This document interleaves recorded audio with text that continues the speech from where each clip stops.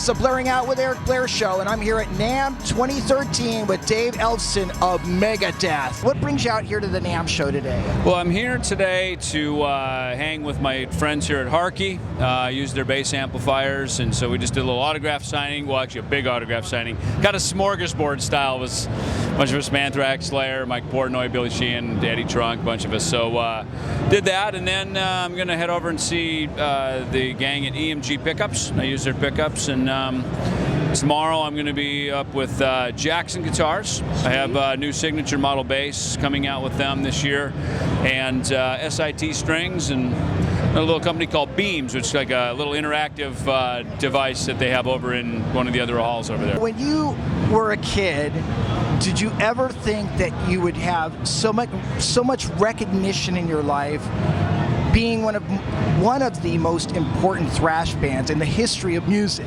It's funny you say that. You know, I don't, standing in these shoes, I don't look at myself like that. So I just hang out and I'm outside the hotel and people are coming up to me, and I realize it's like, oh yeah, I guess I might be kind of well known around here, you know what I mean? And I just, not that I take it for granted, I just don't think about it that much, you know? And it's kind of fun at NAMM because it's not open to the public, but everybody seems to know somebody at a music store, so everybody's here, right? So it's kind of, it essentially is open to the public in a certain way, you know? And it's fun because we get to hang as musicians, we get to see each other, and our fans are able to be, we're a little more approachable, and we're able to, you know, to be a little more hands-on with them, which I think is kind of good, especially for metal, you know, and for our thrash community. You know, we're very much a band of the people, by the people, for the people. That's kind of how the thrash movement is. So for me, I actually really like it. Tell me about the Big Four tour. We carried on and did some shows.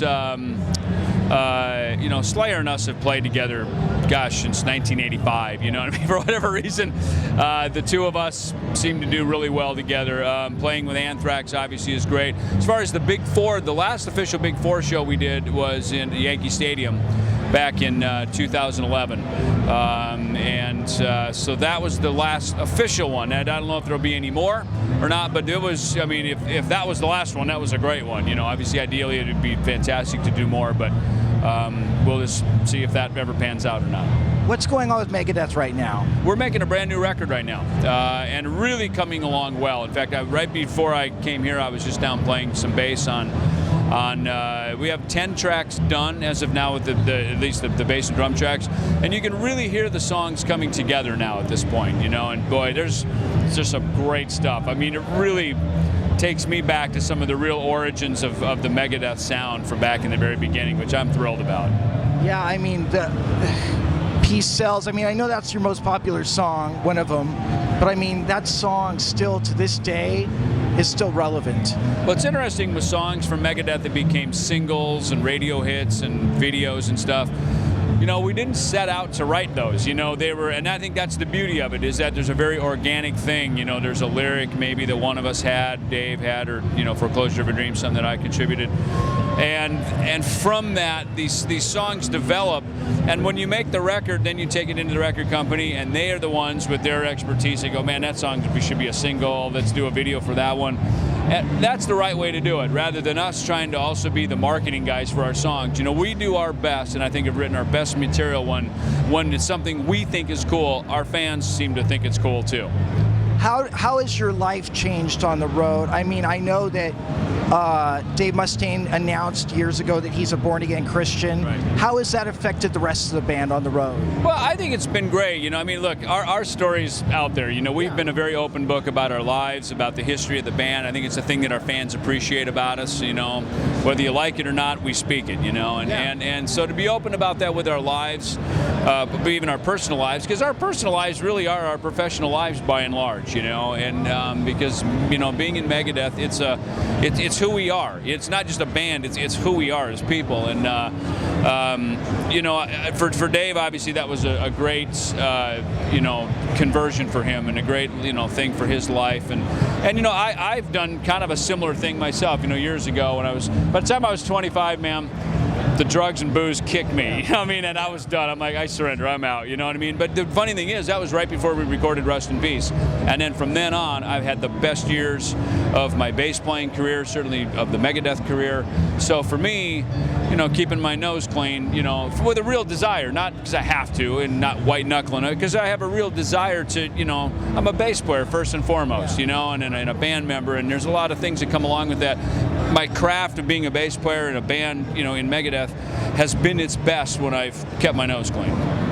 Also, doesn't that lifestyle just kind of get old after a while? Well, it does. I mean, you know, the thing of it is, I couldn't even imagine it at you know, having done this now, 30 years of Megadeth this year, actually. So to think back, to think of that, at this point, to have lived a life like I used to back in the day, I don't know that we would still be here having this conversation, you know. So for me, really, it was, I had to really get back to just the real passion and of why I even am here doing any of this, which is I just love being a bass player in a killer metal band. That was my goal from age 11. Yeah. When I picked the thing up, that's what I wanted to do, you know. So and I guess maybe if there's any, you know, inspiration from that, it's like, you know, when you lock onto something you really like, man, just go for it. Whatever you're playing bass or whatever line of work it is, you know, just really go for it and give it your all, you know. And that's I never had a backup plan, and that seemed to work out pretty good. Well, I'm wondering if going out on stage sober has allowed you to feel what you're doing and be more in touch with the crowd. Oh, sure, without a doubt. Yeah, I mean, to actually look people in the eyes and see the whites of their eyes and see that, you know, front row passion. And obviously in the back of the arena, it's kind of the abyss and it's a little, you know, you don't have that personal contact. But just, yeah, to be present and be in the moment. You know, it's like the fans pay a lot of money for a ticket. It's a special moment of their lives to be there to see us perform. The least I can do is be present for them. Do you think that it's a rite of passage for bands, rock bands that are on their way up and successful, to get wasted on drugs and just be obliterated, not show up to the studio for like a week, disappear? I mean, because this is going on with a lot of the younger bands. I'm not going to name any names, but I did all that, so why? You know what I mean? Okay, it's like so, I did all. I mean, is it a rite of passage? Look, it, you know, good Lord gave us free will. We can do whatever we want. We can do the right thing or we can do the wrong thing. You know what I mean? So rite of passage, sure, why not? But you're going to also get the results of that too. You know, you suit up, you show up, you practice, you rehearse the things you practiced, you perform the things you rehearsed. You know, that's kind of my motto with that.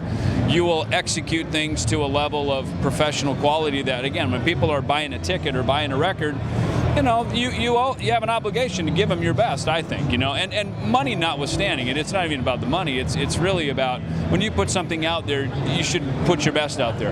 You know, years ago when I was drinking and partying and doing all that, it was great fun, man, I'm not gonna lie, I had a great time, it was a lot of fun, but, you know, at a certain point, there's consequences that come with that, you know, and after a while, it was really, for me, I got down to a point where it's like, you know, I'm so far away from the thing that, why I even started doing this, you know?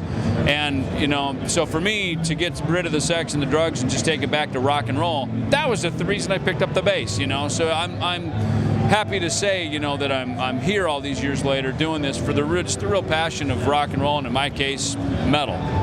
Do you have any regrets? No, I don't, because, you know, even the things you mess up along the way, you know, let's face it, most of us as humans, we learn mostly from the pain rather than, you know, the accolades. You know, the accolades are great, you know, but it's the painful things you go through that, you know, and if you didn't learn the lesson, well, my experience is that thing kind of keeps presenting itself to you until you learn the lesson, you know. And that's kind of a big part of my journey, you know, is to just, once you kind of get over the hurdle and it presents itself again, you go, well, last time I hung a left and it didn't work out. It was a dead end. Let me hang a right this time. And so you know, for all of us, whether we're in rock and roll or not, but, you know, certainly in the entertainment business, you kind of get a lot offered to you, you know, and it's kind of a wide palette of sort of temptations and things that are in front of you, you know, and I tried most of them, you know, and fun in the beginning, maybe not so fun by the end, you know. Tell us about this new Megadeth record. Yeah. Name some songs, subject matter, etc. It's too early to tell you that, unfortunately. So, thank you for asking, though. But it's all I can say is that there's a pretty wide range, as I think our best Megadeth records have. You know, we've got a very wide span of our musical history. You know, but we are our best when we just get in the room and just start crushing it and throwing it down, man. And that is where we are at right now. You know, because when you go in the studio, I got this idea, you kind of throw them out, and sometimes it's a process of elimination.